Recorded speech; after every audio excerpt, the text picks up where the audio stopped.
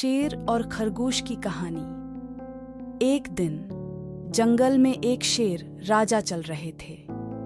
وہ بڑا طاقتور اور دبدبے والے شیر تھے جو اپنے راج میں پورے جنگل کا حکمران تھے۔ ان کے جنگل میں سب جانور ان کے سامنے خوفزدہ رہتے تھے اور ان کی باتوں کی تعریف کرتے تھے۔ ایک دن جنگل میں ایک چھوٹا سا خرگوش رہتا تھا۔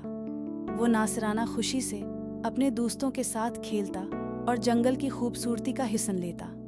ایک دن شیر راجا نے خرگوش کو پکڑ لیا اور اس نے سوچا کہ اب اس کا خوراک بننے والا ہے۔ خرگوش نے بھی اس کی حالت سمجھ لی اور اس نے شیر کے سامنے ہی اپنی تنہائی کا مظاہرہ کر دیا۔ خرگوش نے شیر کو کہا، شیر راجا، میں اپنی موت کی آخری خواہش پوری کرنا چاہتا ہوں۔ شیر راجا نے خرگوش کی خواہش پر غور کیا اور پوچھا، تو توجہ کیسے چاہتا ہے کہ میں تیری خواہش پوری کروں؟ خرگوش نے کہا، میری موت کے بعد میری لاش کو جنگل کی سرحد کے قریب ایک پہاڑ کے پاس لے جاؤ اور وہاں دفنا دو۔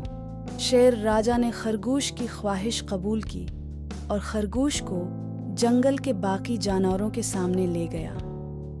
جب خرگوش کی موت کی خبر سنی تو جنگل کے تمام جانور رونے لگے اور انہوں نے اس کی موت پر افسوس کیا۔ شیر راجا نے خرگوش کی لاش کو پہاڑ کے پاس لے گیا اور دفنا دیا۔